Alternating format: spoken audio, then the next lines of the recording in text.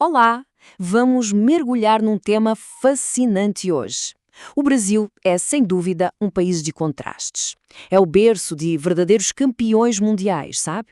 Em áreas que vão da agricultura até a aviação. Mas, ao mesmo tempo, quando a gente olha para a inovação no mundo, surge um quebra-cabeça. Um quebra-cabeça bem intrigante. Como é que um país com tanto talento, com tanta capacidade, parece estar a ficar para trás? Vamos tentar montar essas peças juntos. E olha, inspiração é o que não falta. Pensem um pouco na Embrapa, uma empresa que literalmente revolucionou a produção de alimentos em climas tropicais no mundo inteiro. Ou então na Embraer, uma gigante da aviação cujos jatos estão voando agora mesmo por todo o planeta. E estes não são casos isolados, não. São a prova viva de que o Brasil tem sim a capacidade de inovar no mais alto nível mundial. E é aí que a coisa fica estranha. Porque apesar desses sucessos estrondosos, a história geral do país parece ser outra. Se essa capacidade de inovar existe, e a gente sabe que existe, por que é que o Brasil como um todo parece estar a perder o fôlego nessa corrida global pela inovação? E não é só uma impressão, não. Os números confirmam isso. Se a gente pegar o Índice Global de Inovação, o Brasil despencou quase 20 posições em menos de uma década. Foi do lugar 47 para o 66. Isso é um facto.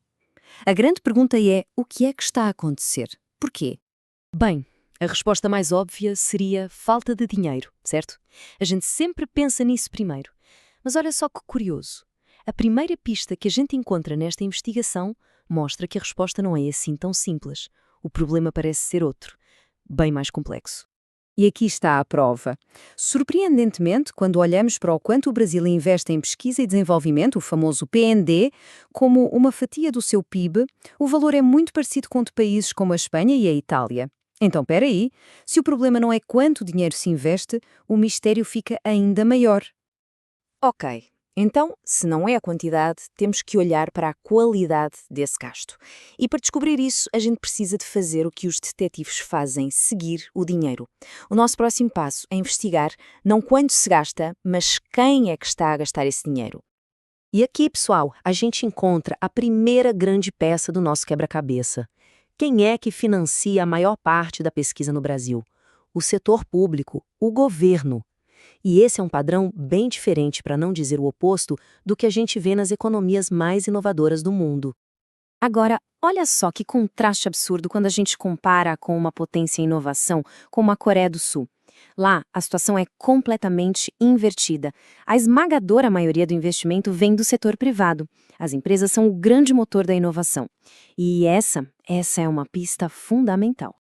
Certo, já sabemos quem gasta. A próxima peça do quebra-cabeça é entender onde esse dinheiro, principalmente o dinheiro do governo, está a ser aplicado. Porque não basta só investir, né? É preciso investir nos lugares certos para que a inovação realmente chegue ao mercado e mude a vida das pessoas.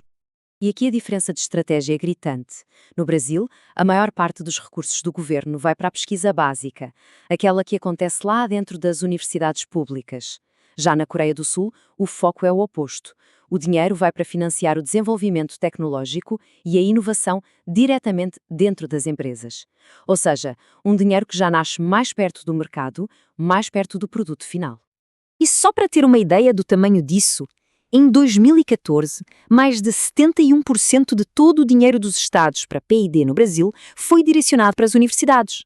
É uma concentração massiva de recursos no mundo académico. Um volume gigantesco. E o resultado prático disso tudo é que se cria uma lacuna, um buraco no sistema. O país ficou excelente em produzir conhecimento científico, artigos, pesquisas, mas tem uma dificuldade enorme em transformar todo esse conhecimento em produtos, em serviços, em valor económico real. É como ter uma ponte incrível que não chega até o outro lado. Ok, a gente viu a foto de cima, a estratégia do país, mas como é que isso se parece lá na ponta, no dia a dia das empresas que formam a economia brasileira? Vamos descer até o chão de fábrica para entender o impacto disso. A realidade da indústria brasileira, quando a gente olha para estes números, é bem reveladora. Existe um núcleo minúsculo, pouco mais de 1000 empresas, que a gente pode chamar de líderes, são as que realmente inovam. Mas a esmagadora maioria, dezenas de milhares de empresas, ou são seguidoras, que só imitam e adaptam, ou frágeis, que basicamente lutam para sobreviver. E para entender por que isso acontece, a gente precisa de um conceito-chave, capacidades tecnológicas. Pensa assim, uma coisa é ter a capacidade operacional, que é saber usar uma tecnologia muito bem. Outra coisa bem diferente é ter a capacidade inovadora, que é a de criar ou melhorar essa tecnologia. E é exatamente essa distinção que mata a charada. A grande maioria das empresas brasileiras desenvolveu a capacidade de operar a máquina, de usar a tecnologia com eficiência, mas pouquíssimas desenvolveram a capacidade de construir a próxima máquina. Elas acabam presas nesse papel de meras utilizadoras de tecnologia. Ok, está na hora de juntar todas as peças que encontramos.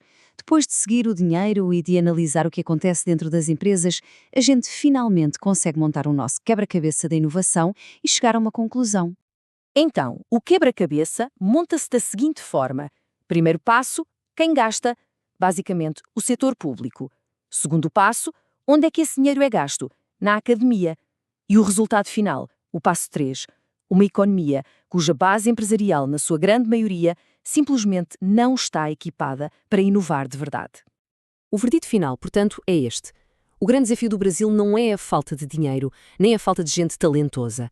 É um profundo desalinhamento de esforços. É como se um motor que produz conhecimento estivesse a funcionar a 1000 por hora, mas ele simplesmente não está ligado às rodas da economia. E isso deixa-nos com a pergunta que realmente importa para o futuro.